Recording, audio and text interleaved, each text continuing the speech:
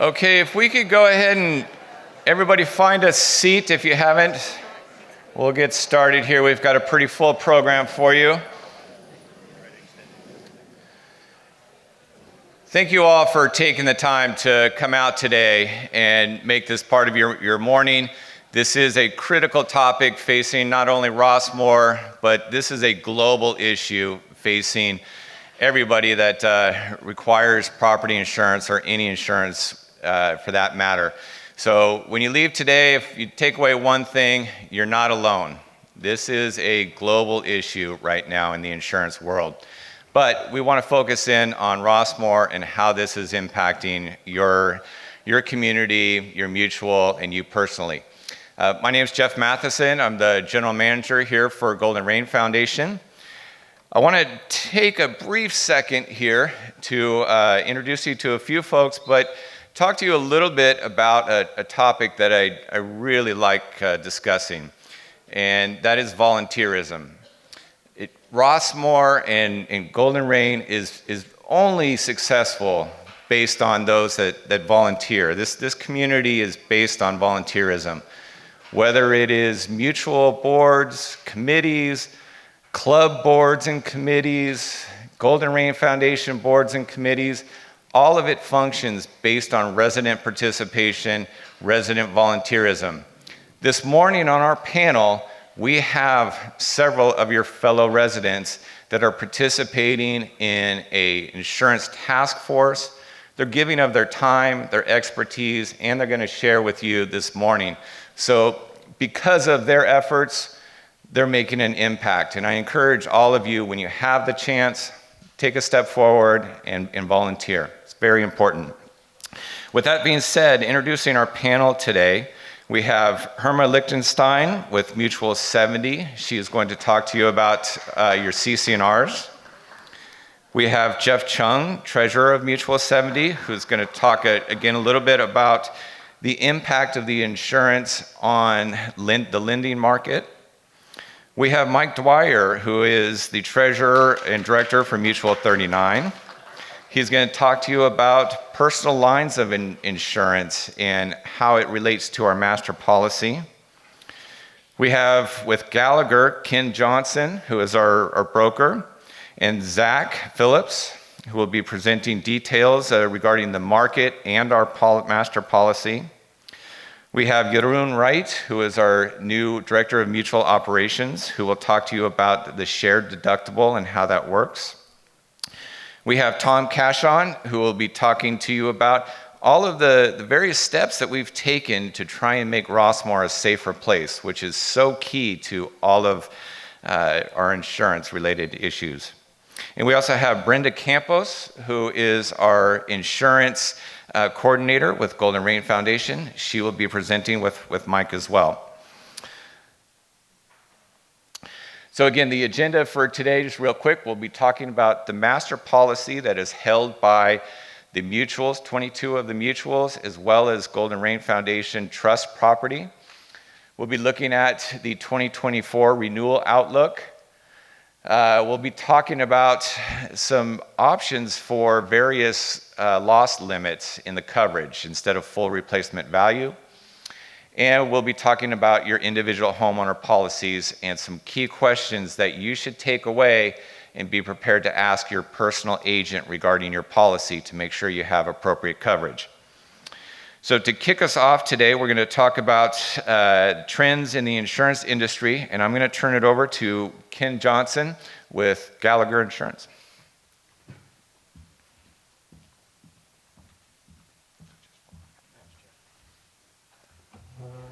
Good morning. It's always a privilege for Gallagher to speak to the Rossmore group of folks. Everyone here it's a lively community, intelligent people. The Q&A is always great. So thank you very much for your time. Just a little bit about Gallagher, who your insurance broker is. We are the third largest insurance broker in the world.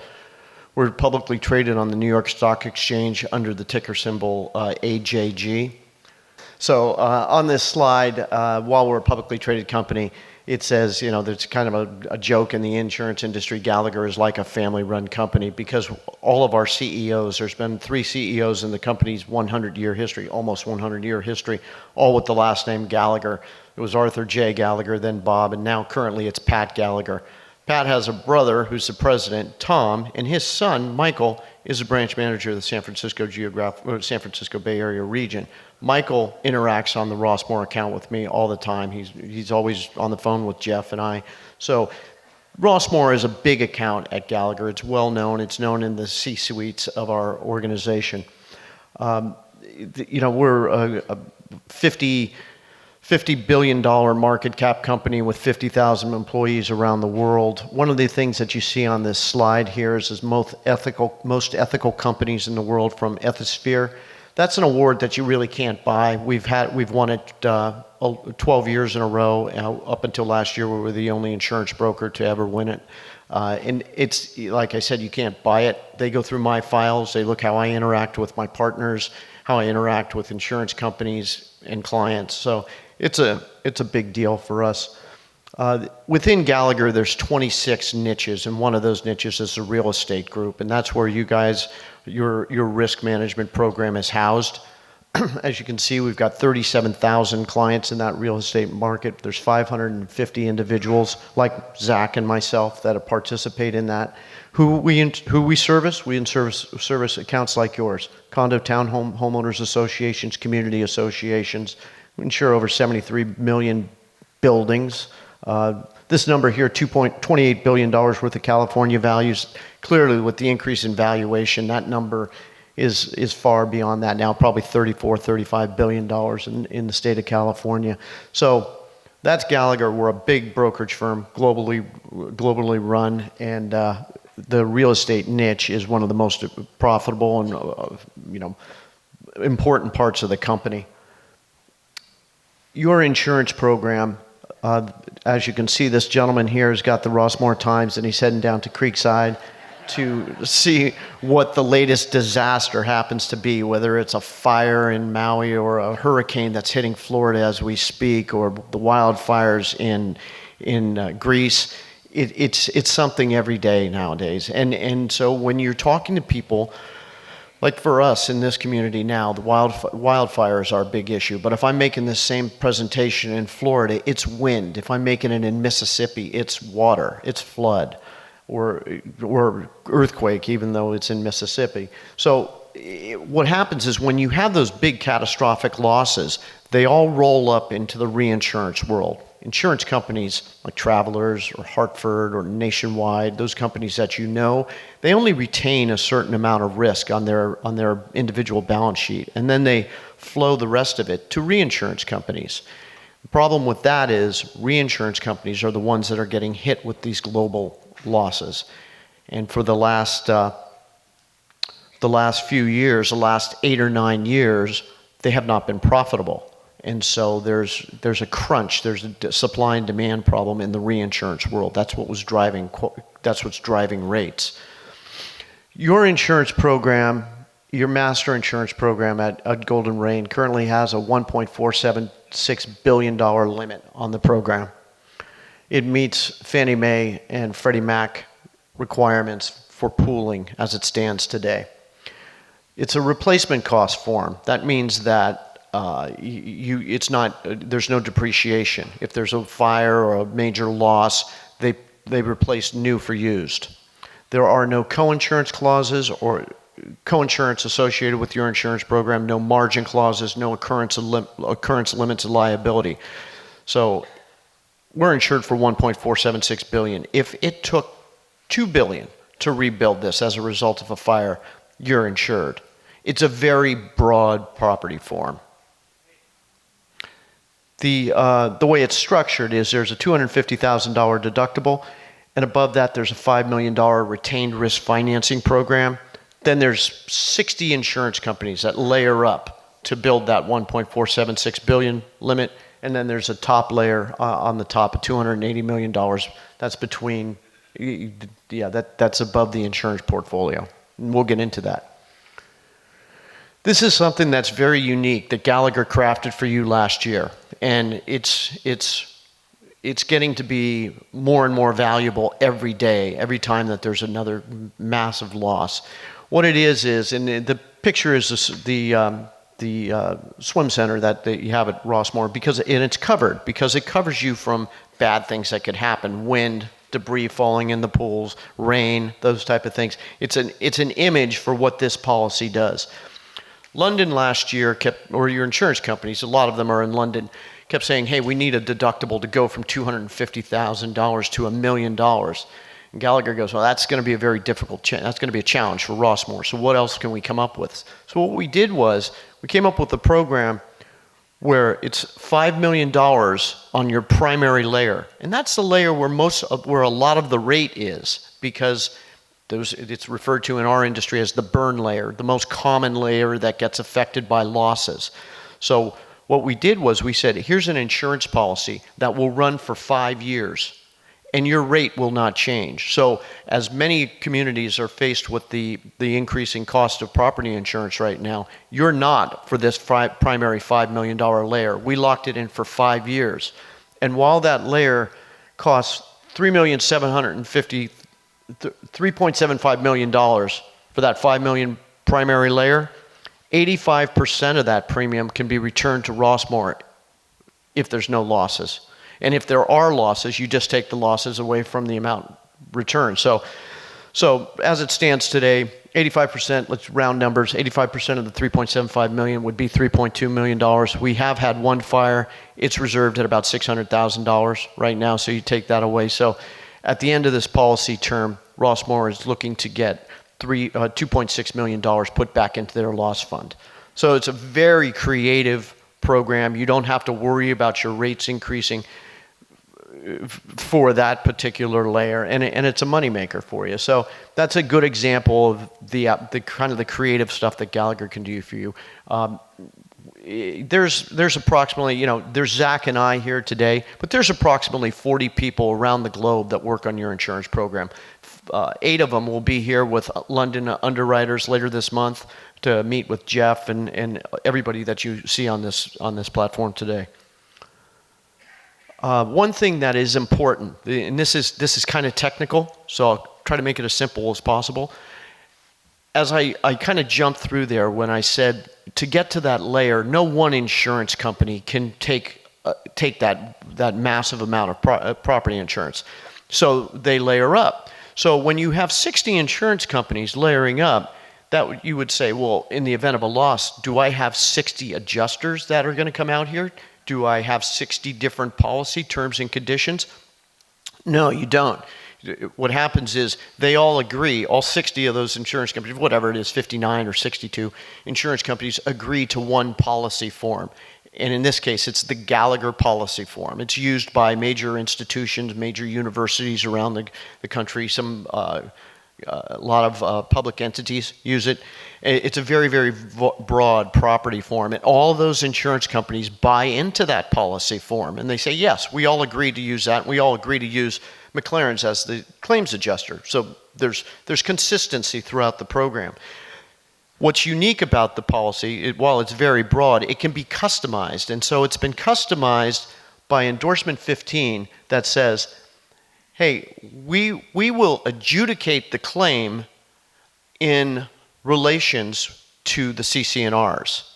So that's why the CC&Rs have to match the insurance. They're matching document. They're married documents, if you would. So that's why it's very important for what Herma and Jeff are going to be going through today for the importance of keeping the CC&Rs current.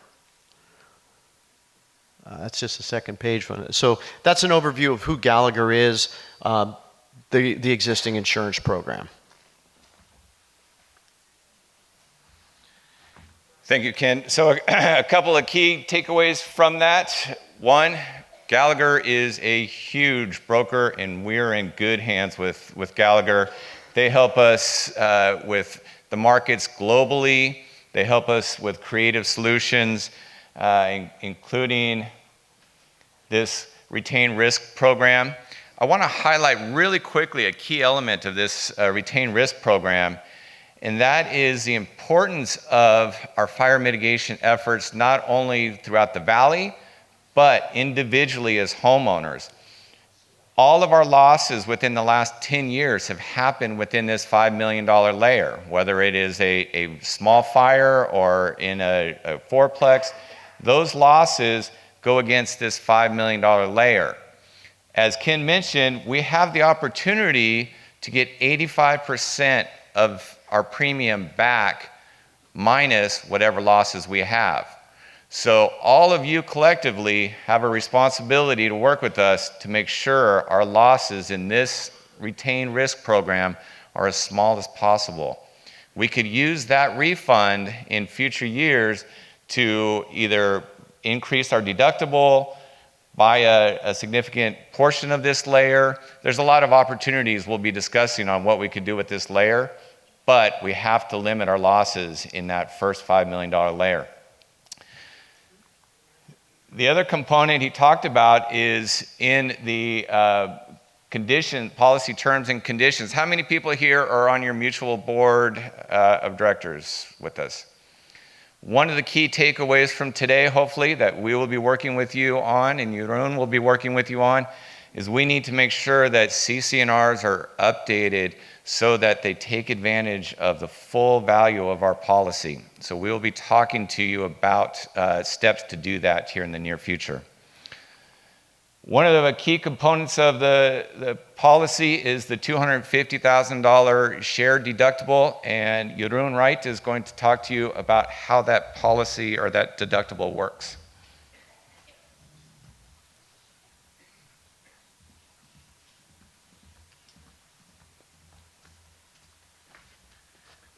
Thank you, Jeff, and good morning, everybody.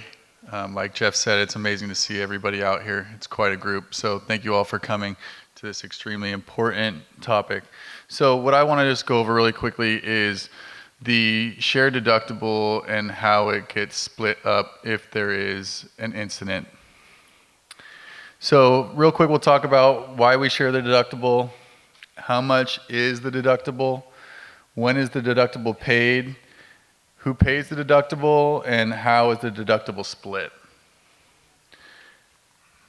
So why do we have a shared deductible? Having a shared deductible allows for the mutuals to carry a larger deductible, so it can be split, and the larger the deductible is, the lower our premiums are. So the deductible maximum is $250,000. So if we have a loss of greater than $250,000, that's when our master policy kicks in. So when is the deductible plan paid? The deductible is paid when there's a covered loss of property of $10,000 or more. So anytime there's a loss of greater than $10,000 is when the shared portion comes in, and it's split on a per unit basis. When there's a loss exceeding the $250,000, that's when Gallagher's insurance policy kicks in and takes care of anything that's above the $250,000. So everybody in Rossmore, all the mutuals participate in this program, except for Mutuals 58, which is the Waterford, and Mutual 61, which is a planned urban development. They have their own individual property insurance. So those two mutuals do not participate in the master policy. And when we subtract the units from 58 and 61, we get 6,313 units left in Rossmore that would split up the deductible. So in this example, we see that we have a loss of $1 million, a fire that happens or a flood that happens, and then the deductible would kick in after the $250,000. So the $250,000 is what we would be splitting up between all the other mutuals by per unit basis. So the first mutual, or the mutual that has the incident, covers the first $10,000 of the $250,000 deductible right off the bat. So mutual XXX has an incident, they cover the first $10,000 of the $250,000 loss. Then we have the remaining $240,000 left of the deductible, which again is split on a per unit basis throughout all the mutuals minus 58 and 61. So the way it works out is $240,000 divided by the 6,313 units equals a $38 and roughly 2 cents per unit is what each unit pays out by the mutuals when there's a loss.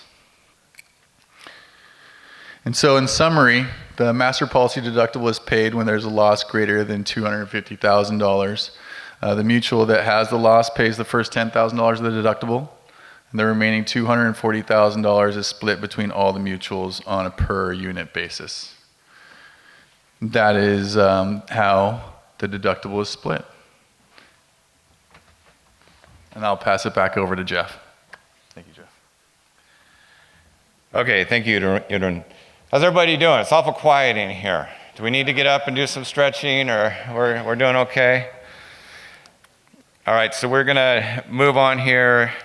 You know, I woke up this morning and I said, I'm gonna say we have been really fortunate that we haven't really had smoke in this area this year thus far. Lo and behold, I get in my car to go out and I get a nixle from Solano County. The drift smoke in the area is from Siskiyou County fires. So I guess I jinxed myself, but we'll still hope for limited smoke. Okay, the next thing, we are going to talk about how our master policy and the insurance relates to your CC&Rs and the importance of having to update those documents. And this is something that the insurance task force has been meeting on and working on. So I'm gonna actually turn it over to Herma with Mutual 70, and she's gonna run through some of the importance of that. Good morning. First of all, thank you for coming and for being interested. I know there's a lot of reasons to be interested, and for being engaged in this issue. I also want to thank the President's Forum and all the presidents that attend on a regular basis and the support they've given to the task force. The reason that the CC&R update is important is it actually was one of the drivers for the task force. In January, we were planning on doing, Mutual 70 was planning on doing an overhaul of our CC&Rs because it had been a while. And when we dug into the insurance section, what we realized was we were required by our CC&Rs to have 100% coverage. And what Ken presented earlier is technically only an 85% coverage of the valuation for the entire valley. That is to say, not if your home burns down or your building burns down, but if the entire valley burns down, which is a very highly unlikely event. But even so, our CC&Rs were not in compliance with what we were able to get for insurance. In addition, they were not in compliance with a Fannie Mae or a Freddie Mac home loan, which Jeff will talk about further later on.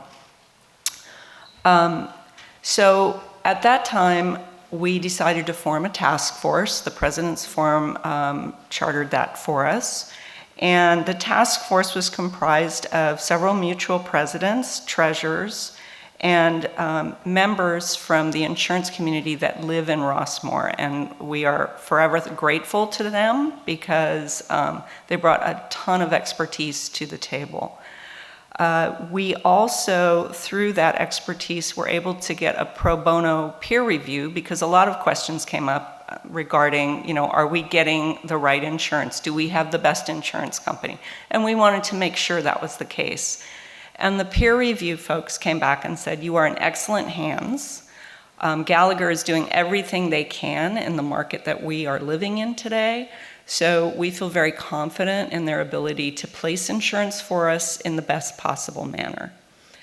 So moving forward, the challenge is going to be getting all the mutual CC&Rs to be updated so that we have flexible enough language to meet the requirements of fluctuating insurance availability. And I can go into more detail on that a little later, but that's the brief overview of what we've been doing since January, and it's been a lot of work and very busy and a lot of dedication. So thank you. Thank you, Herman.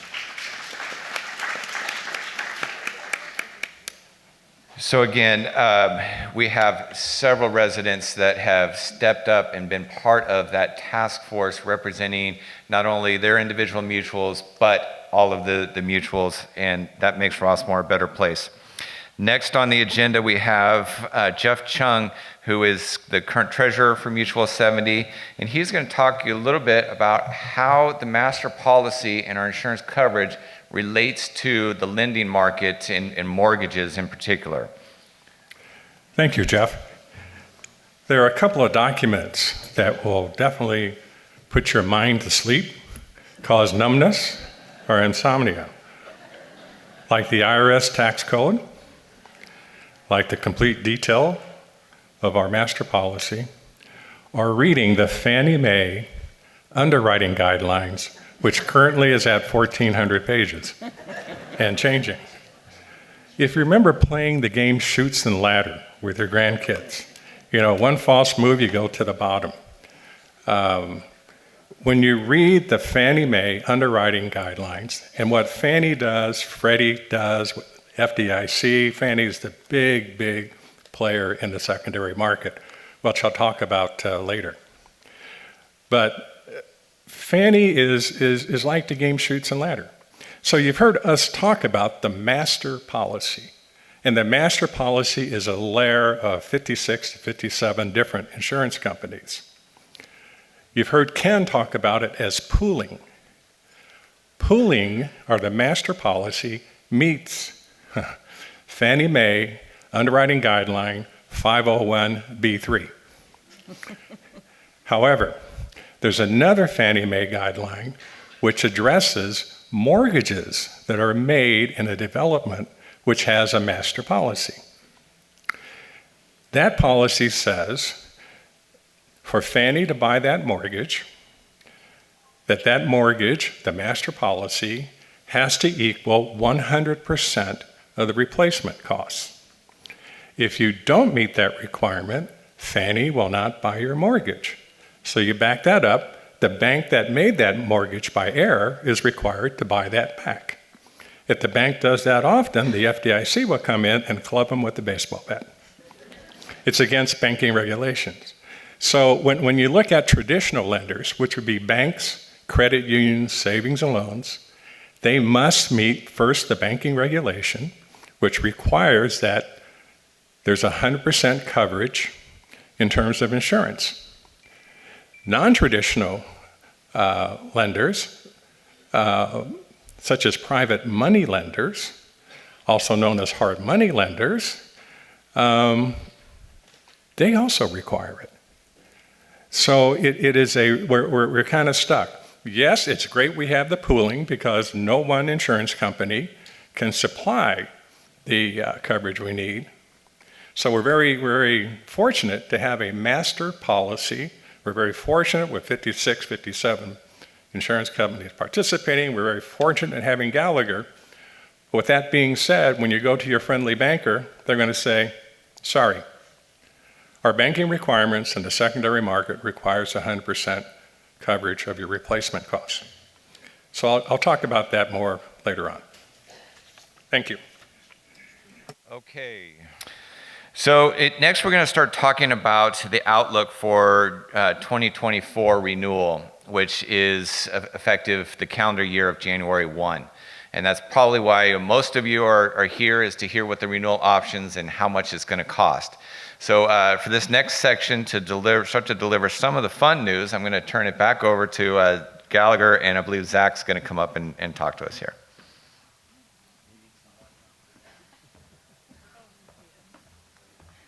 Good morning, everyone. So one caveat, these are preliminary numbers. They're estimates. We're working with the task force. We may change our allocation methodology, but based on our current outlook and the existing allocation methodology, these are what the numbers are looking like if we purchase the same level of coverage. All right. Now, these numbers I'll get into what the basis is of these numbers, but you may not even recognize some of this from what you've been charged, even the 2023, because for instance, like First Mutual, that rate per manor, it's just kind of a back-end calculation. The calculation into the premium itself is more complicated, and I'll get into that. But within each mutual, we work with GRF and have an amount for each mutual, actually for each project level. And then that gets pushed out to your mutual leaders, and they will determine what methodology is used to break that down. And generally it's per manor. So, but within First Mutual, not every manor is going to get that rate. That's the composite rate for First Mutual. So again, these are just indications of where it's going. But as Ken mentioned, the marketplace is challenging. We've got all kinds of issues this year. We got the fire in Maui, we got the hurricane in Florida right now.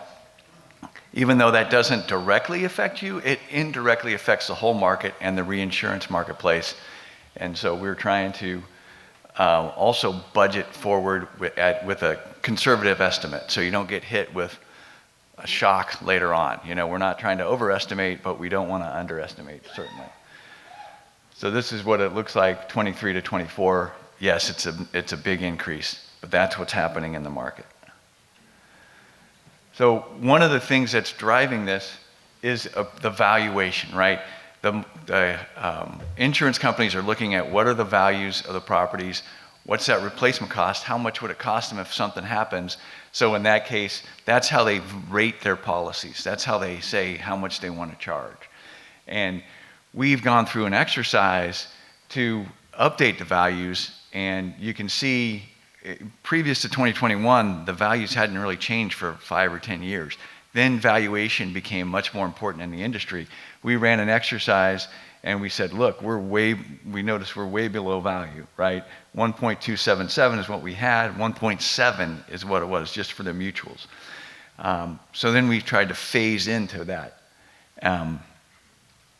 So that's affected your allocation too, because those values have changed. And what we're really doing this year is appraisals. So a couple of years ago, we did what they call desktop appraisals, just kind of rough estimates of what the values are. Now we're going to have much better information. That appraisal process is in works. Yarun is very involved. Hopefully I got that fairly close. And so that will definitely affect the allocation that will be done before the end of the year. At least phase 1 of that will be done. So what's the allocation methodology? Value. So replacement cost value is the big driver of the allocation. And then we look at rates. So we're using industry standard rates based on occupancy, right? So this building is a different occupancy than a manor, right? So there's a different rate basis for that. And then even within the manors, the more units, fewer units or more units can affect the rate. Then we have sprinkler credits, and then we have loss history surcharges. So we use a 5-year rolling look at the losses, and that will affect the mutuals that had losses get surcharges. So just in general, what causes these variants between the mutuals and the manors? So overall, as I kind of mentioned, the rate per manor is just kind of a back-end calculation. It's a, easy to understand kind of way to look at it, but it's not necessarily every manor doesn't have the same value. So therefore, in the actual calculation, every manor doesn't have the same. The insurance company doesn't look at every manor the same, right? But for your internal purposes, looking at it per manor because of some of your other costs, it's a simplified, consistent way to look at it. But what's been causing variances? So in 2022, we did a little refinement of the historical allocation methodology. We didn't really affect values that much, but that had some changes. We introduced that loss history surcharge. That hadn't been there before. Last year, we normalized the historical values. So we ran through that exercise and we was like, this mutual has been way under what that value came out to be on their desktop appraisals. Another mutual's been way over. So when we're trying to normalize those values, that's impacted those premiums. So you'll see those fluctuations. So the manor down the street is going to have a different it may have had a high impact, and your manor may have had a lower impact, or vice versa. And then this year coming up, there's a series of losses rolling off. So that's actually going to affect Third Mutual in these preliminary calculations. So they used to have a surcharge, and for 2024, since those losses are rolling off, then they don't have that surcharge anymore. So then it kind of rebalances things within that.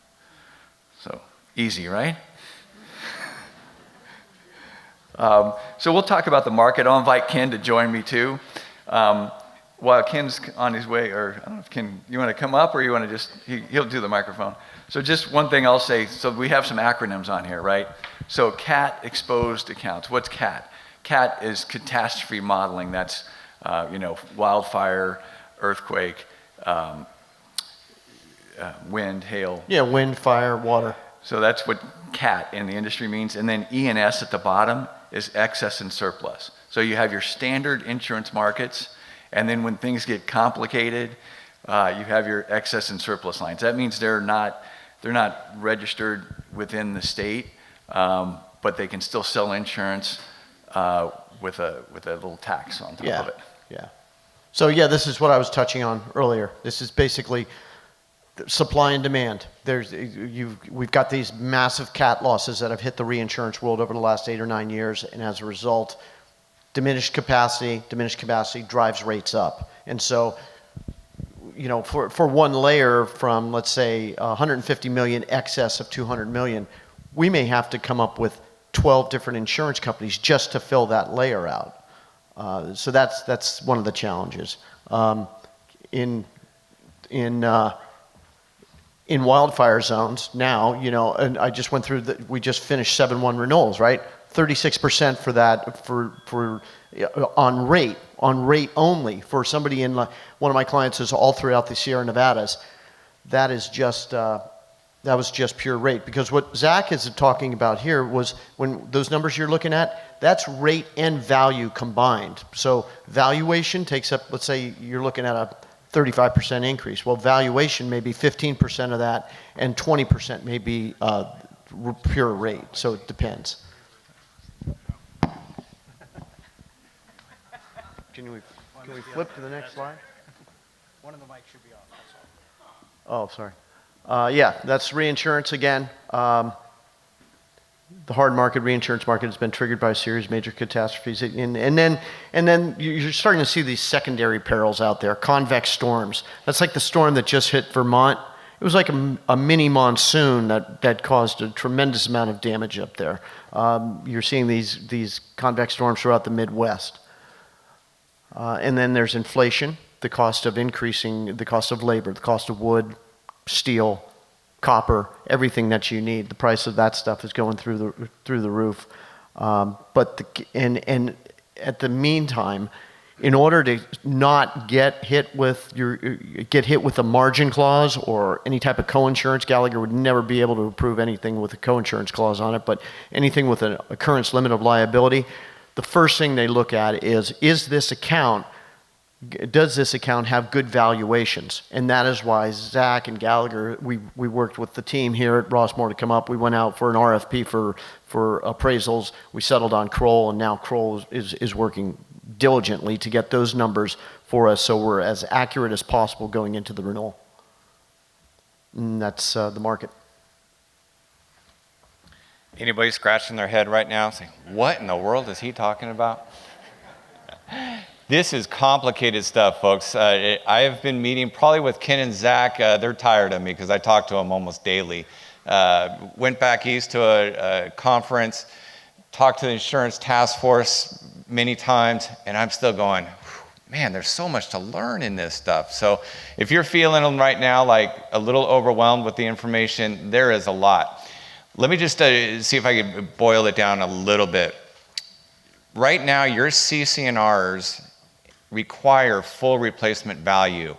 And what Zach and Ken were talking about is evaluation for all of Rossmore, participating mutuals, and the trust is about $1.7 billion and for 2024, looking to go up just over $2 billion. So the higher that valuation is, if we're carrying insurance at only $1.47 billion, there's a gap there. We start to get further out of compliance with your CC&Rs. So when Herma's talking about the importance of updating CC&Rs, it's related to that valuation. The higher the valuation, the more insurance cost. But if you don't raise your insurance or you don't meet that valuation, then you're sideways with your CC&Rs, you're sideways with the lending market. So that's why we need to make adjustments there. Hopefully that makes a little bit of sense of why that's important, and we are doing a lot of work to examine the valuation for each mutual over the next month. I'm going to have Tom Cashon come up, and he's going to talk about some of our fire mitigation efforts. As I mentioned at the beginning, this is really critical, not only for your personal safety, for the safety of Rossmore, but it relates to that first $5 million layer, that retention layer, making sure we control any losses. So Tom's going to review many of the things we're doing. Thank you, Jeff. Thanks for the warm welcome. Thank you. Thanks, Mom. All right, I'm Tom Cashon. I am your public safety manager. I've been here for, thank you.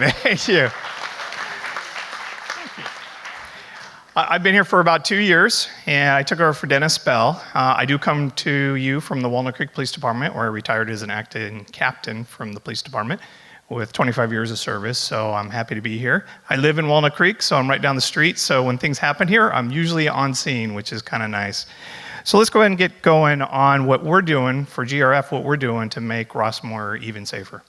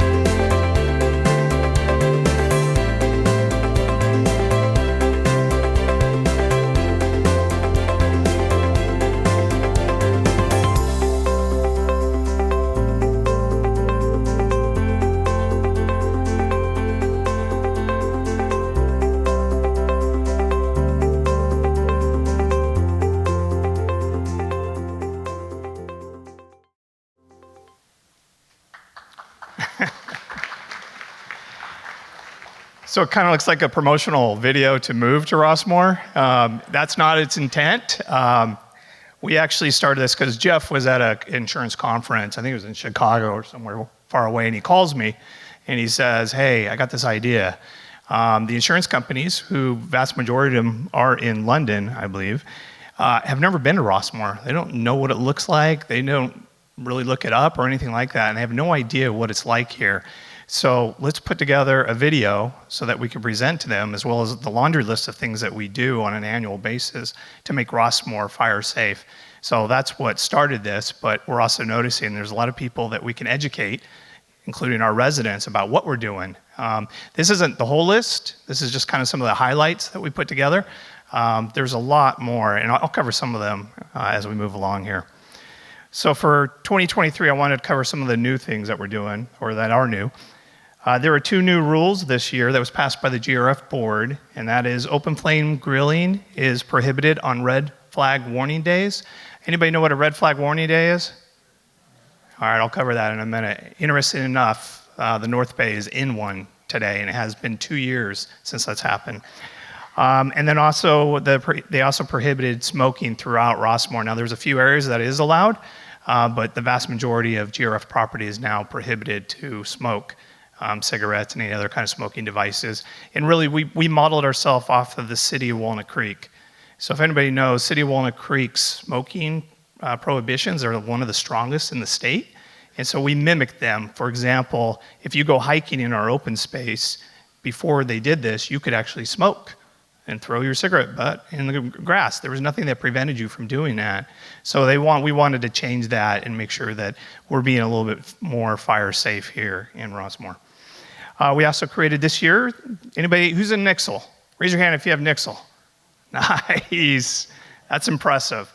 So if you're not, we made it even easier. You can text Rossmore to 333-111, and you'll automatically be signed up for Nixle, where now you will receive information about everything from alerts, community-wide messages, and other kinds of things like road closures and things like that. So please, if you haven't done that, please join.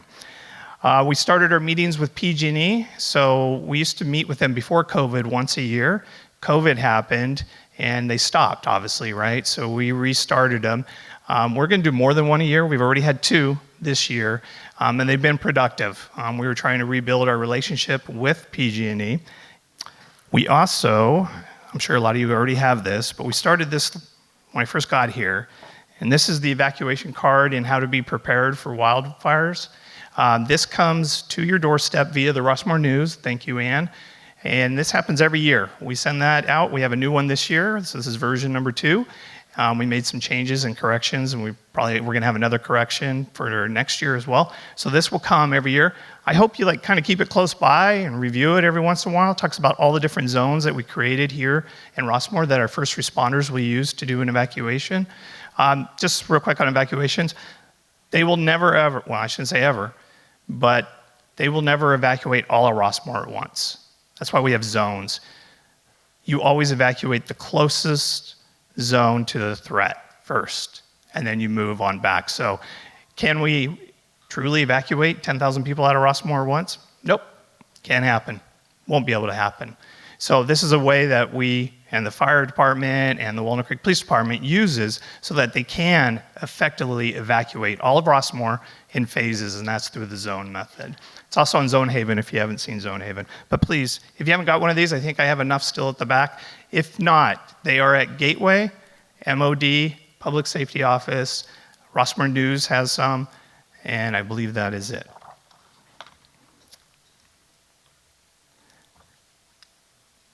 The other thing that we have this year is the new wildfire Rossmore Guide to Preparedness and Evacuation, how to get ready. This one I'm kind of excited about. This one's really cool. I like it. It's informative. It's easy to read. You educate yourself real quick. Again, please keep this close to you and read every once in a while so you're in the know of what to do, and have a plan.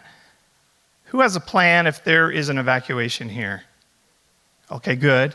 Right? You should have 2 places that you're going to go to that are not in Rossmore. Okay, you don't want to go to Sally's place down in another mutual. That doesn't help.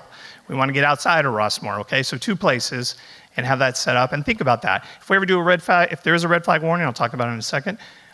Think about that. What are my plans if they call an evacuation? The more we think about it, we plan for it, we train for it, we'll do it when the big thing happens. So that when you are scared, you do what you plan to do every time. You don't try to make it up when you're scared, because when you make up things when you're scared, you usually make a bad plan.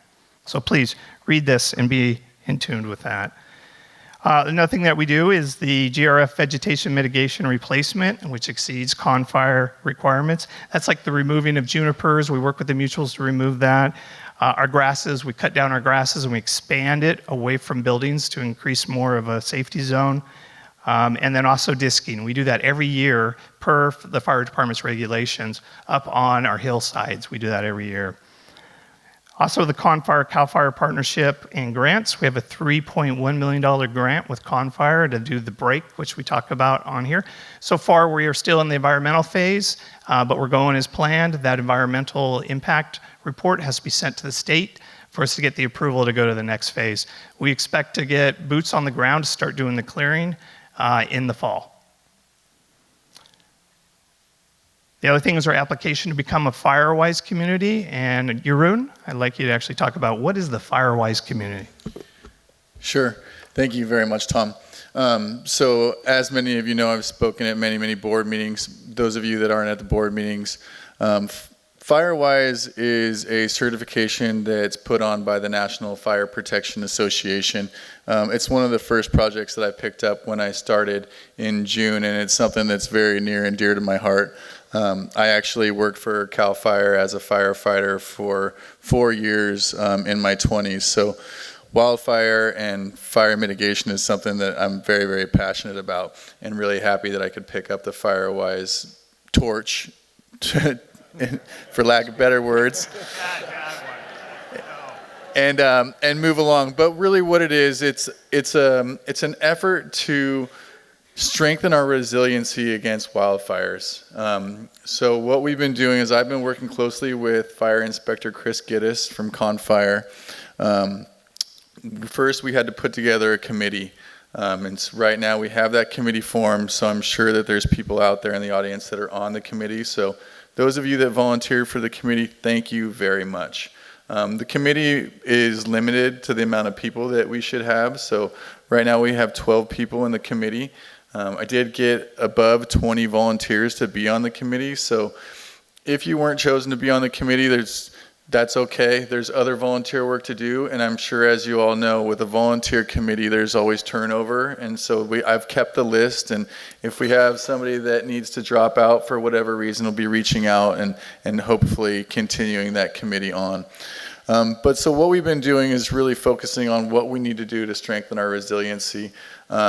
And part of the certification is a matter of volunteer hours that we need to do as a community, and also a monetary spend of the equivalent volunteer hours. So what we need to do is we need to provide approximately 1,300 hours of volunteer work per year, or the monetary equivalent of that. But the NFPA definitely doesn't want us to purchase the certification. So there is volunteer work that needs to be done. And that volunteer work is not the residents going out and raking debris or limbing up trees. It's more of an education volunteer time. So what we'll be doing is quarterly trying to have some professional put on a Zoom meeting, and we'll try to announce those Zoom meetings in the Rossmore News. And then the people that attend those meetings will go towards our hours. So if we have 4 meetings a year and we get 200 people to be on each one of those Zoom meetings, that's 800 hours that it'll go towards our volunteer work. Any type of emergency preparedness organization meetings or our committee meetings, all those hours go towards the volunteer work as well.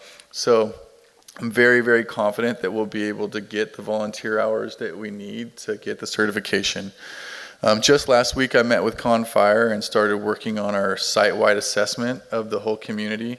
I should have that completed here by the end of September, as well as our 3-year action plan, and getting that submitted to the NFPA. The way the certification works is that any certification application that comes in after June becomes a certification for the next year. So we will get our certification application in this year, and we should be able to have our FireWise certification for 2024. And then it gets recertified every November. but we will not be asked to recertify the first year. So our first recertification will be November of 2025. But things that they're really focused on is the zone 0. And zone 0 is the 0 to 5 feet away from the building. This is areas where we're going to look to the communities to start thinking about removing our flammable mulches and going to a hardscape. Removing the continuity of shrubs. So that does not mean that you will not be able to have plant material around your buildings. What that means is that we want to have some separation between those plants. So if you have a plant that's 2 feet wide, we would like to have 2 feet of space between the next plant that comes. So this should be able to keep our neighborhoods very beautiful and lush with beautiful landscaping. But removing that mulch is a huge step in replacing it with hardscape, because if a fire ember comes and gets into that mulch and that mulch smolders and then it's right next to a building, that's how fires start. And we also looked at raised decks. A lot of the raised decks here in Rossmore have a really nice lattice that's on them that goes all the way to the ground that sits in mulch. That lattice is very thin wood. Usually it's a quarter inch or less. And it also has holes in it that are aesthetically pleasing. They're about 1.5 inches, but they allow debris to get underneath our decks. And then those lattices stay in place, and nobody ever goes under those decks on a very regular basis to get the debris out. So another project that we'd like to start working on is removing that lattice, and either removing that lattice and putting an 1/8-inch screen, metal screen behind it to stop debris from getting under there, or replacing that lattice with some sort of hardy board that could also be very attractive, but in the case of a fire would be very fire resilient. So those are some things that we're working on, and I'm really excited about it. We'll have our certification soon. If anybody has any questions at a later date, we can discuss them. So thank you. Great, thank you, Jeroen. A couple of things that we have is this year PG&E was delayed in getting out underneath the power lines to remove brush as well as trim back trees and things like that. And it was because of the storms last year.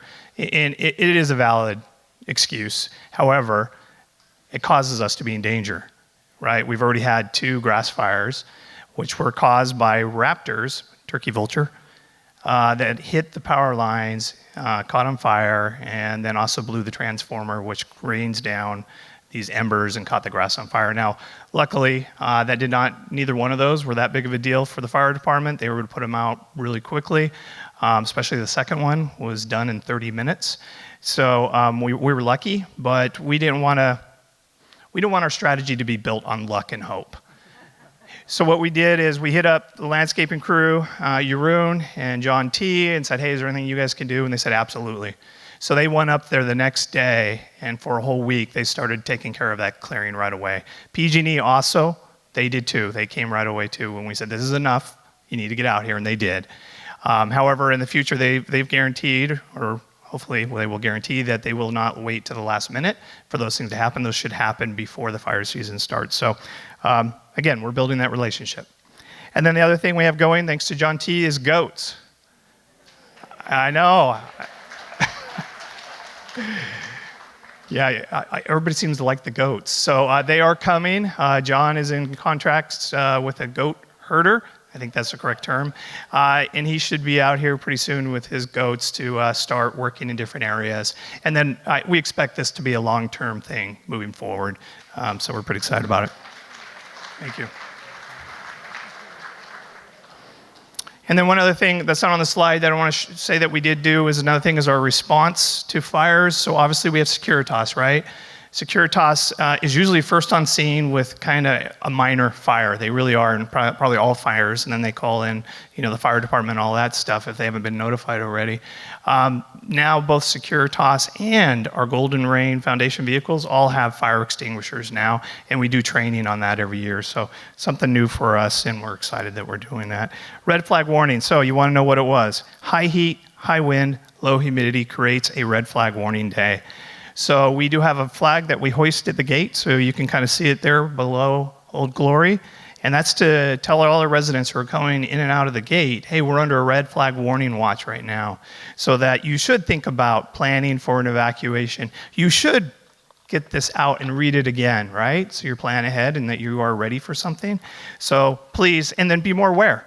Make sure you're hooked up to Nixle and all the other services, so if there is an evacuation called, you can go.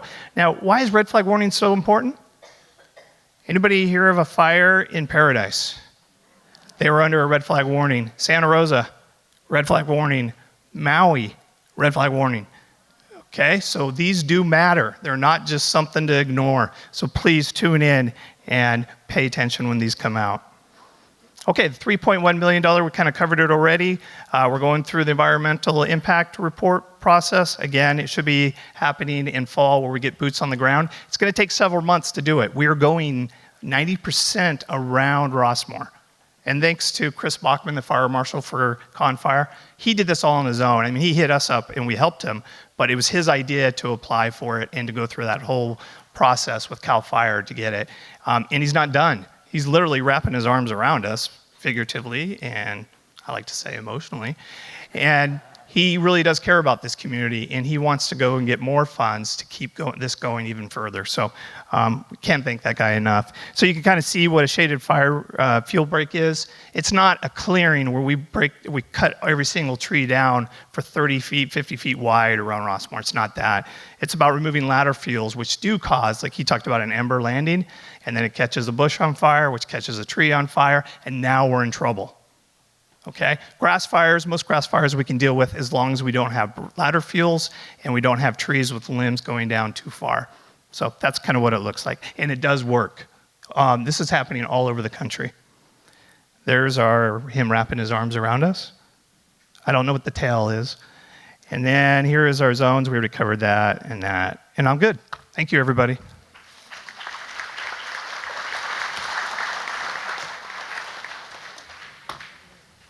Okay, thank you, Tom and Jeroen. Just a couple key takeaways. One, Rossmore is becoming a safer community almost every day. All of these efforts are making Rossmore a safer community. Two, it happens because of volunteerism. The Firewise community, EPO, all of those organizations that are working to create these programs make Rossmore safer. Get involved when you have the opportunity. The next thing we have is the introduction of a loss limit. So we talked about rates in the outlook at 1.47 billion, which is where our coverage is this year. What do things look like, and what are the opportunities at a different rate schedule? So I'm going to have Gallagher come back up and take a look at that again.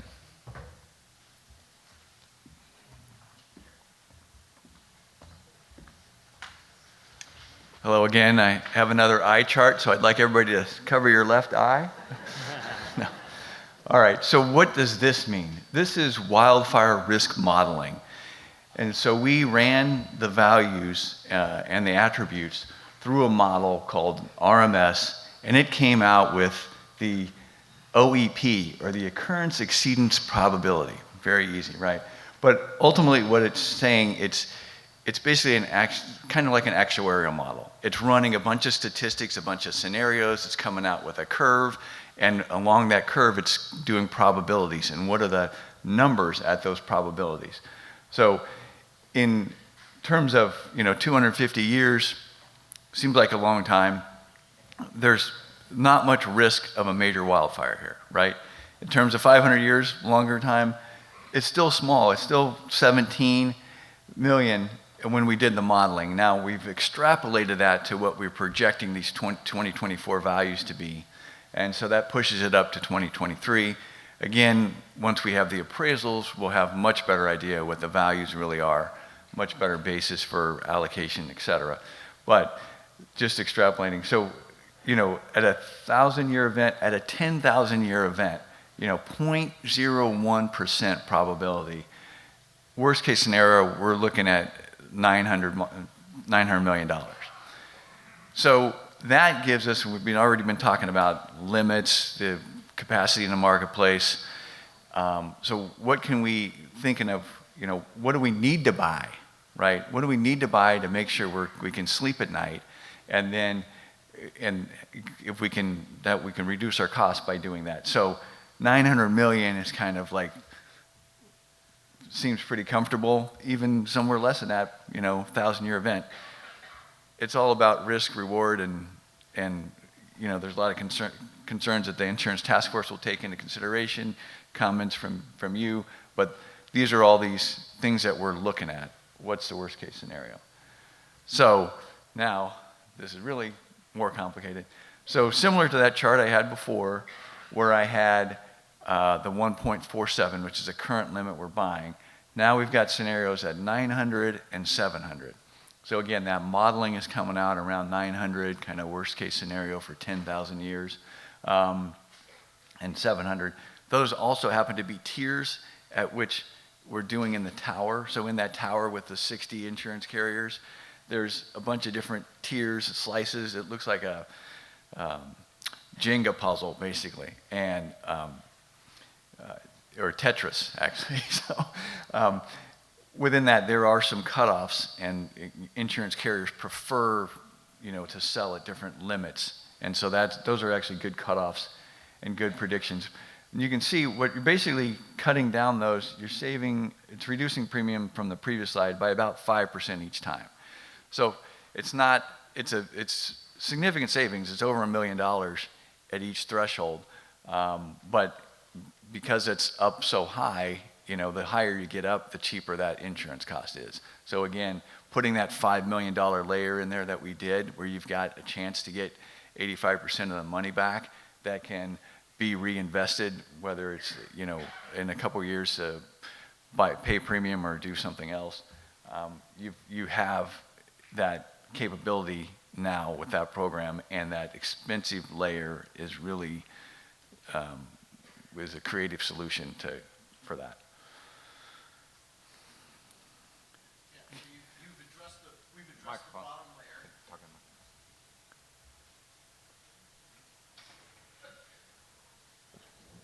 So essentially what Zach is pointing out here is we've addressed the bottom layer, trying to contain the costs last year by coming up with the alternative risk transfer program. And now we're looking at, well, what are you going to do at the top layer? Because you're never going to be able to buy $2 billion. There's just not enough capacity in the global marketplace in order to satisfy the $2 billion limit for older wood frame HAB all in one geographical area, which does have some attribute of wildfire associated with it. You're not going to be able to get to that limit. So you need to figure out, based on the modeling, what is a reasonable limit, and that's what he's showing here. So that's how you address the program, or the problem. And now I'll hand it over to Jeff. Thanks, Zach. Okay, just before Jeff kicks in, just to summarize, when we're looking at renewals for next year and we're getting pricing in the marketplace for our current rates at $1.47 billion, and it's coming back at an increase of close to over $8 million, we start to look at, well, what if we purchase lower limits at the 700 or 900 million? Why do we come up with those 700 and 900 million dollar limits as options based on the probability modeling that Zach just showed you? Your comfort level at one of those lower rates is pretty secure, because the modeling shows the chances of one of those losses, of us having an event that exceeds a $700 million loss, is a 1 in a 10,000 year event. So that's why we're looking at those lower loss limits, to try and lessen the impact of these extreme rate increases. Jeff.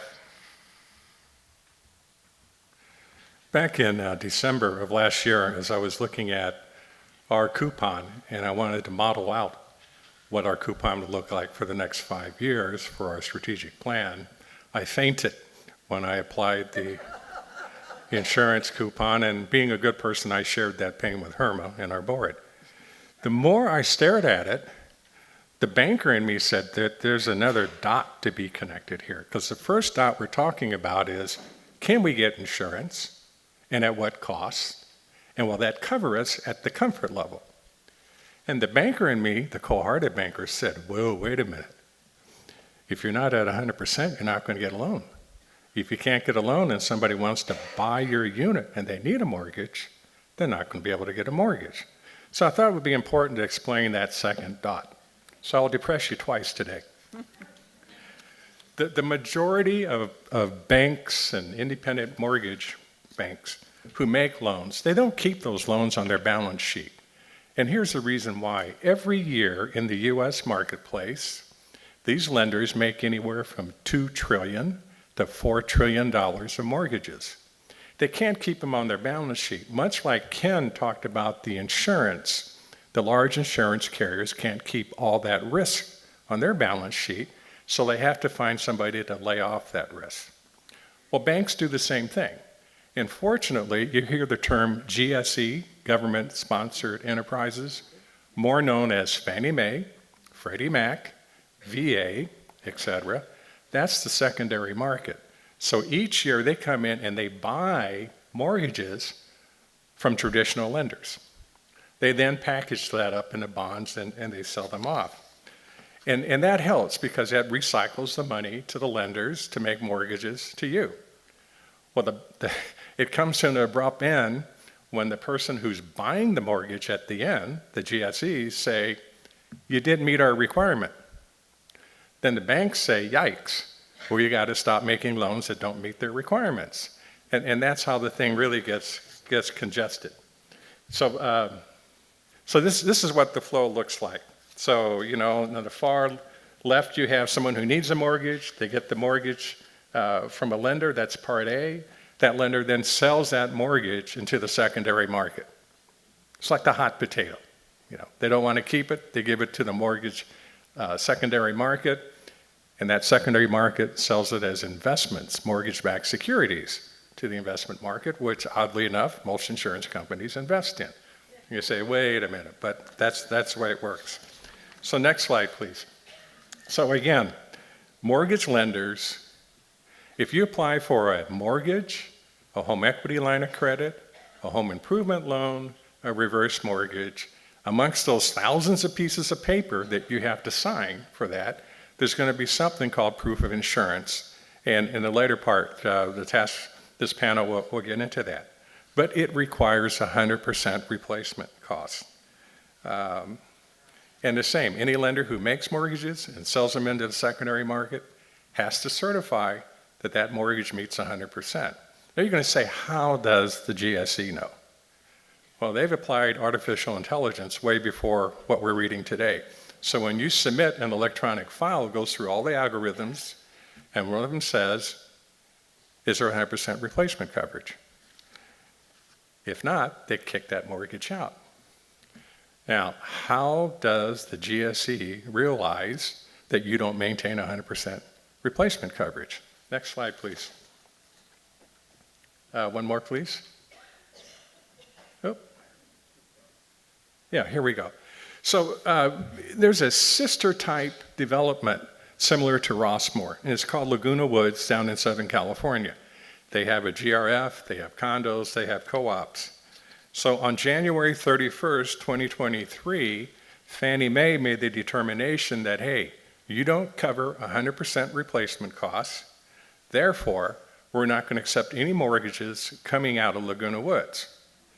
That went out that goes out automatically to the banks in a big database. And we'll be the bank that doesn't check their database every month or every day.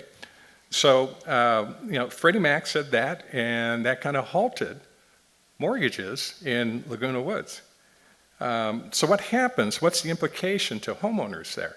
Well, fortunately, a lot of people were cash buyers, so they didn't need a mortgage, right?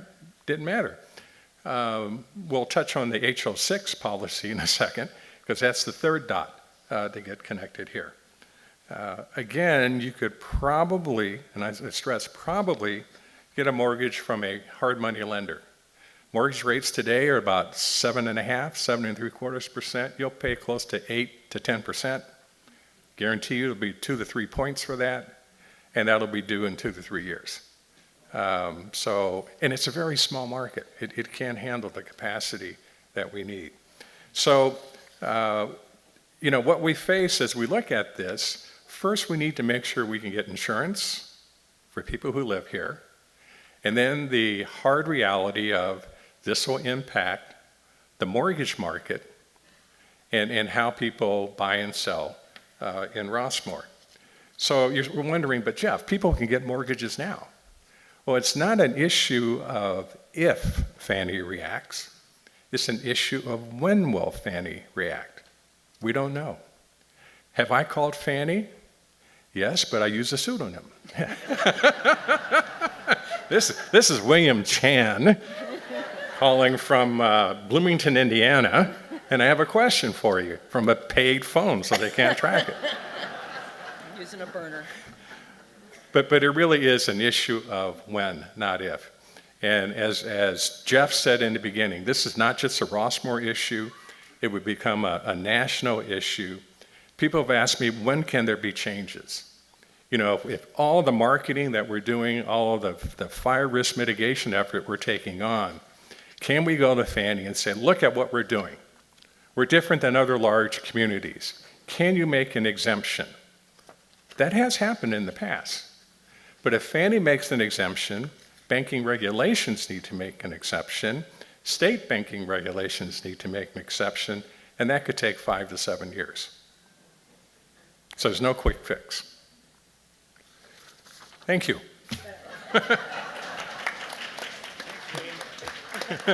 It's good to have some humor with this as we go through it, right? So the next topic we have is to talk a little bit about your personal policies. And we have Brenda Campos, who is our insurance coordinator, and Mike Dwyer, who is a Mutual 39 director and an insurance agent. So they're going to share with you a little bit about how our master policy works in relation to your personal policies. But also it's important to think about takeaways. When you go back and talk to your agent, some of the questions you should be considering asking them to make sure you have the appropriate coverage. I'm going to turn it over to...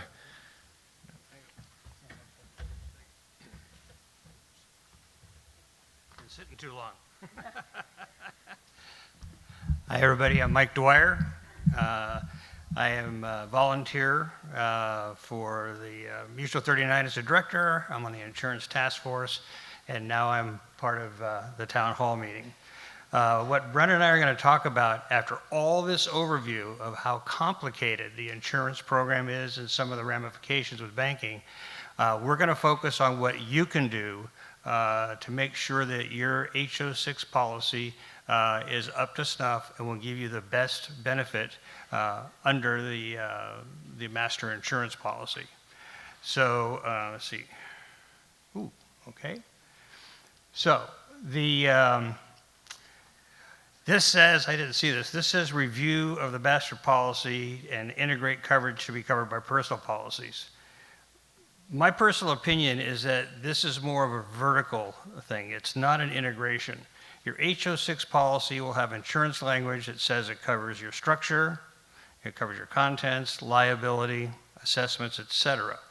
Okay, the intent is that it protects your personal property and any structures that you may be responsible for, i.e. unpermitted additions and alterations. Consider special assessment coverage. A lot of companies will just automatically throw in a small amount of assessment. It's usually $1,000, could be $5,000, but it's insufficient. In this market, you need to carry much higher limits. And I want to be clear that this type of assessment is an insurance assessment, that if Rossmore GRF had to assess a group for shortfalls of coverage or not covered, covered in the valley, they have to respond. This your policy with assessment endorsement will cover lack of coverage, a gap in coverage, or a shortfall of coverage. It's very important that you get that limit to your insurance agent and tell them to take it. Pretty much, I would recommend up to $50,000 as a cushion. It is not expensive coverage. It is very inexpensive at this point in time. So that's my first recommendation. Alterations in building coverage. Okay, on an HO6 policy, that is usually termed two ways. It'll say dwelling coverage, which of course is a misnomer, or it will say alterations and additions, okay? Both of those are usually coverage A in your HO6 policy.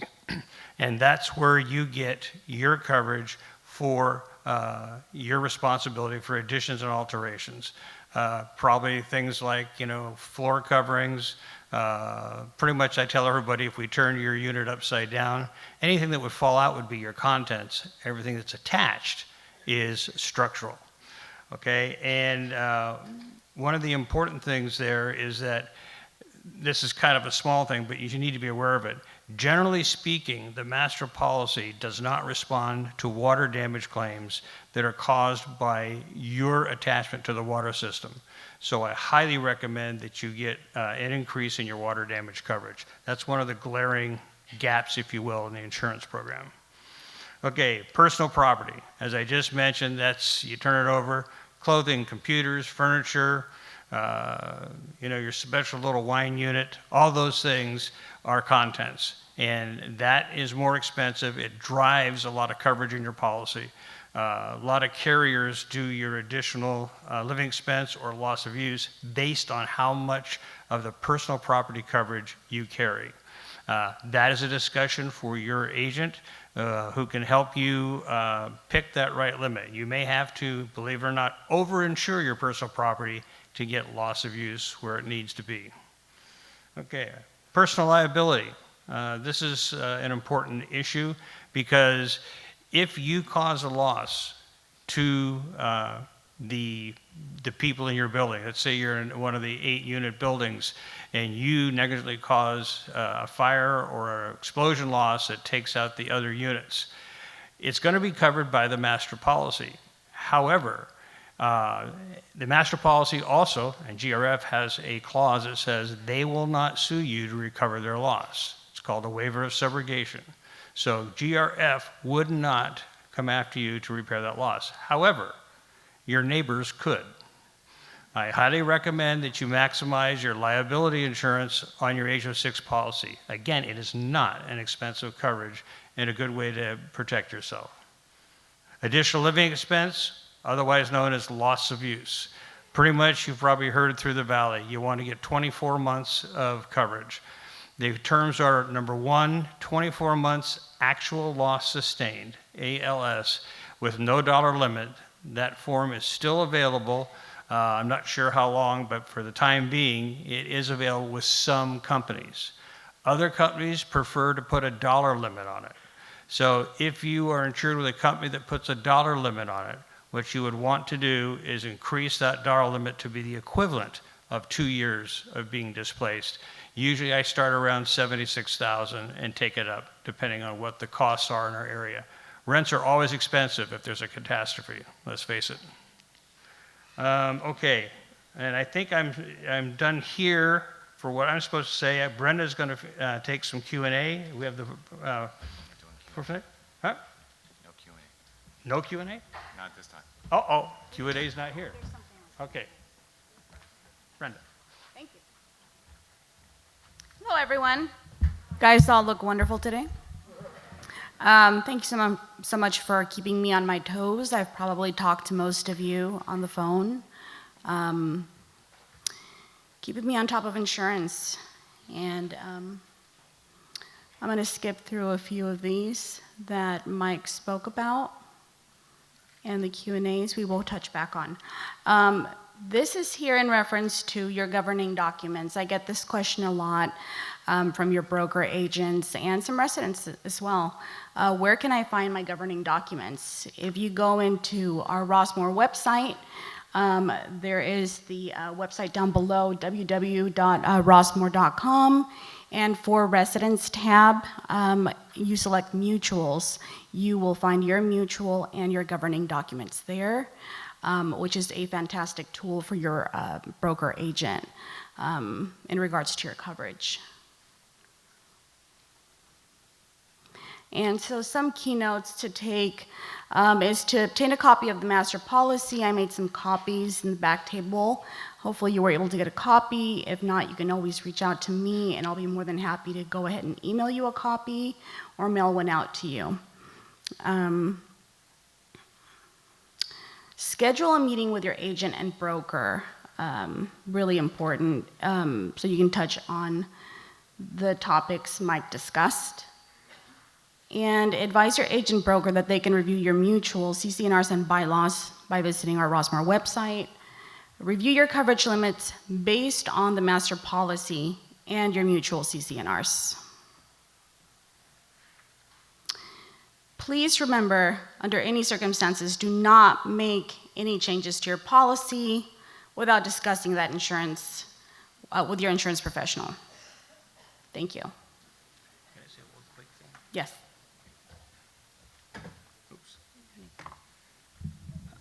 Just something that I wanted to say quickly. With this discussion about buying less than the total 100% coverage, should that become a reality, I wanted to make it clear to all of you that that number only applies to a catastrophic fire that takes out a huge amount of the valley. If there's a regular fire here, your units will all be covered at 100% for the loss. That's the way the program is designed. That's the way it will work until we get to the maximum limit on the master policy. That's all. So again, if we have let's say we lower our limits to 900 million, if we have a loss that is within that 900 million, all of those units, property impacted, would be 100% coverage up to that 900 million limit. And then if it was beyond that, we would have a cost-sharing model that will be developed. I'm going to ask Hermit to summarize a little bit in regards to next steps with the CCNRs. Thanks, Jeff. So this is equally as important because the CCNR rewrites are going to be coming to all the mutuals later this year. We are attempting to get that particular section ratified by the end of the year to be in time for when we do get our new insurance rates and policy information in place in January. We've been working with Adam Sterling to get block language that we will distribute to all the presidents, and then they can massage that language accordingly to your individual mutuals. The language we've asked for is extremely flexible, or as I said, squishy, because everybody's got something a little bit different.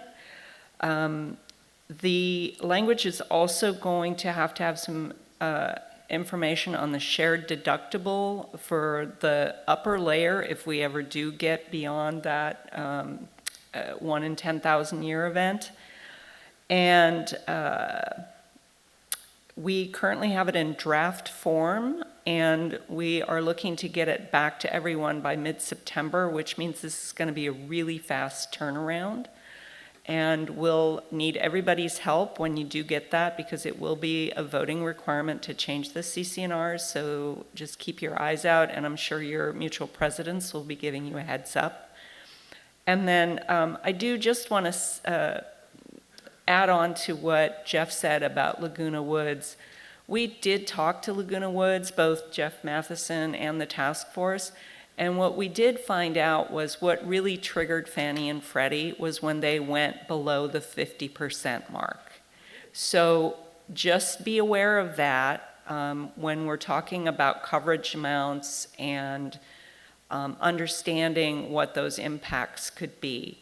The costs between the $700 and $900 million on a per unit cost is not as significant as you would think.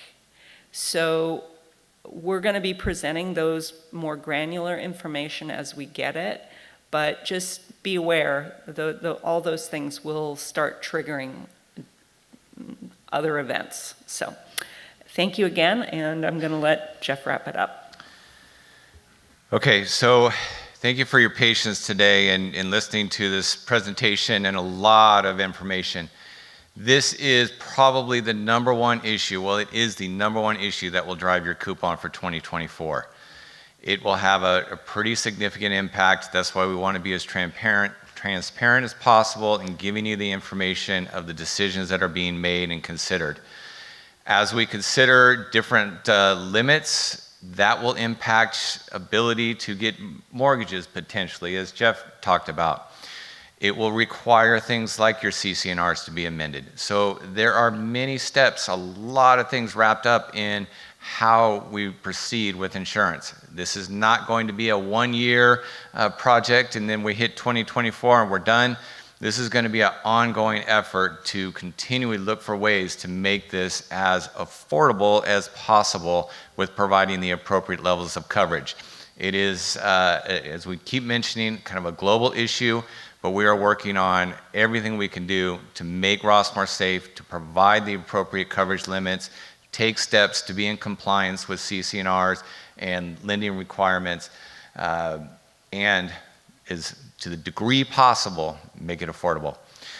We are going to take a few questions here that Ann has collected from you. We'll distribute them amongst the folks here.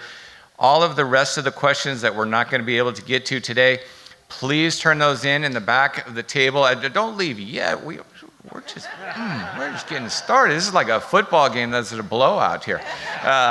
Anyway, we'll try and answer a few questions, and then we'll certainly have this document prepared for you so you can see all of the questions and answers and so forth. So, Ann, a few questions. So first, how much coverage is recommended for personal? Is $250,000 enough? And is coverage for personal contents required? Okay, that's actually a two-part question. The $250,000 is our deductible. However, as it was explained earlier, the deductible 100% is 100% funded by the deductible sharing program and does not impact what you should be carrying on your policy. So for your structural needs, I'm recommending a minimum of $100,000 or more if it makes you comfortable.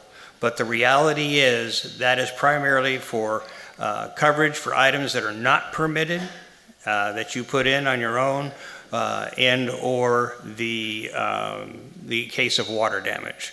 As terms of personal property, that is to replace your personal property only. It's not related to the deductible. Your personal property is your obligation to insure, and you need to discuss that with your insurance agent. When might a resident be personally responsible for the deductible or a portion thereof? Okay. Because, I say two parts. Number one unit is never going to be responsible for the $250,000 or $240,000 deductible. It is a shared deductible by 6,313 units in the valley, and that is the mechanism, period. There is no exposure to the individuals for that. Was there a liability question in there? No, okay. No. Let me, Ken, do you have a? Yeah, from the liability perspective, in the event somebody left, there was water damage and the water continued and did significant damage to a third party, like it was draining from the second story onto the first story and nobody was in the first story, nobody saw this, and did $250,000 worth of damage. Water damage is excluded under the shared deductible program. It could in turn end up with a $250,000 liability to the unit holder. Just to be clear though, that's your personal liability. It is not the dwelling structural coverage. That's why you need higher limits on your personal liability. And if you don't think this doesn't happen, we just had 2 units, one above, one below. The upstairs unit was vacant. The lower unit was in pending sale. The upper unit flooded the downstairs unit and basically wiped them both out. We are not involved. I can only imagine what kind of lawsuit is involved in that. So, Best advice, talk to your personal agent. Make sure they have your CC&Rs, the master policy so they can advise you best individually. How would HR 3777, the FEMA reform, affect Rossmore and insurance discussions? That's technical.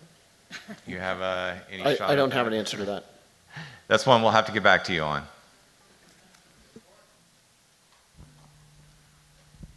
Does the insurance structure also impact reverse mortgages? Jeff, do you want to? Yes. Anybody that lends you money in terms of a financial institution or a mortgage banker is going to require 100% replacement cost coverage, unless they intend to hold that loan on their books, which not many lenders do, except for the hard money lenders, and I've talked about what they charge. Does the master insurance include all infrastructure? Can you repeat that again? Does the master insurance policy include all infrastructure? Oh, yes, it does. Ken, do you want to add any? Yes, it does. Excellent. How might a resident be overinsured? Okay, this is always a tough question. There's no such thing as overinsurance until the loss occurs, and then you find out what you really needed. In my efforts here in Rossmore, I have found the number one cause of overinsurance has been on the structural part, where people thought they had to insure the $250,000 deductible, and they bought that coverage, which it would be very unlikely that they would use it. That's the only place that I've seen it. When will a revaluation be performed to reflect actual replacement values of GRF and mutual properties? Zach? It's underway right now. Jeroen and his team are very involved in that, and we're working with Kroll. We have a plan to do a kind of an overall look at everything this year as part of phase one, instead of getting things out of balance, but it's going to be initial phase of look at everything, and then with the next 2 years we can hone it in even better. But And just to clarify, because this question did come up a couple times during the task force meetings, the valuation is not the market valuation of your home today. It is the replacement valuation, what it's going to cost to rebuild it, just so everybody understands. So if the building burns down and for whatever reason you move, whatever, you're not going to get a check for what your realtor tells you it's for. You're going to get a check for what the replacement value is. Okay? Thank you. This resident would like to know what's being done to proactively minimize current and continuing rate increases for fire insurance. A few things mentioned. What are we doing for attic firewalls, sprinklers, and a possible drone patrol? So I think we reviewed a lot of the steps we're taking. Individual mutuals are also deciding on some of those items, such as the attic fire breaks. The last fire we had was contained because of some of those attic fire breaks. So Jeroen in the building maintenance group is working with individual mutuals on steps they could take. Tom Cashon reviewed all of the items that we're taking as a community and on GRF property to keep Rossmore a safe place as we can. I'm going to piggyback onto that. So as part of our mutual CCNR and policy update, we're also looking at if someone comes in and does an alteration, what kinds of requirements could we ask someone to do to help with that? So there's really simple things. For example, if you're putting in new windows, especially for wildland fire, use tempered glass. And you're going to be using tempered glass for probably 60% of your windows already anyway, because they're sliding glass doors or lower than the 36-inch threshold. There's another one that's, again, very, very simple. If you're redoing any insulation. You can use something called rock wool. It basically is made out of rock and does not burn. So stuff like that, super helpful, super easy, and over time will help harden some of our buildings. Individual barbecues have been a source of destructive fires in Rossmore. Why are individual barbecues not banned throughout all of Rossmore? Tom, you want to? Oh, were you sleeping? No. No. Well, one thing, GRF, we're only responsible for the property that is GRF property. We're not allowed to put rules onto mutuals. We're equal. So that would be a question for each mutual. There is a state law that requires or prohibits barbecuing on balconies, and it's all dependent on if there's a fire sprinkler there, how far away or how big the balcony is, what kind of material there is. So the vast majority of our balconies that don't have that kind of stuff, like a large balcony and have a fire sprinkler, the mutual has already banned those to be on their balconies because they're following state law. Last one? That was it. Nope, one more. One more. Actually, two more. In case of emergency, what is the exit plan? Is there discussions about adding another permanent exit? Okay, so let's go back to what I talked about. By all means, please read this. It talks about evacuations. Please be familiar with this, and it talks about zones and how to do an evacuation so that you're in tune with that. As far as another evacuation route, we do actually have several other evacuation routes. The main one that we advertise all the time is Stanley Dollar. Stanley Dollar Drive is designed to be a evacuation alternate route. Now, who opens that up? Not GRF. Nope. Not PG&E. Nope. It's really actually the police department who handles evacuations and fire. Because fire, what they're doing is they're fighting the fire, right? The police department is here to do the evacuation. So never ever go up to Stanley Dollar unless you're directed to do so. There is a locked gate, and it may be even more dangerous for you to go that way than to go out the main gate. So don't do that unless you're directed to do so. A lot of our access roads are for bringing in large equipment to fight fires. So that's why we do not use those as an automatic. Now, I do want to tell you about a proposal that we did do that the Golden Rain Foundation approved, and that was to pave one of the fire roads off of Gray Eagle. Now, that fire road goes over to Alamo. It's called Crest, I forget. Hillcrest. Hillcrest? Castle Crest. Anyways, it goes over to Alamo as an alternate way that we could open up so that we have a eastern side evacuation route. Now that's owned by a private person, and we've been working with Confire to do that. First, the board approved the $500,000 to do that.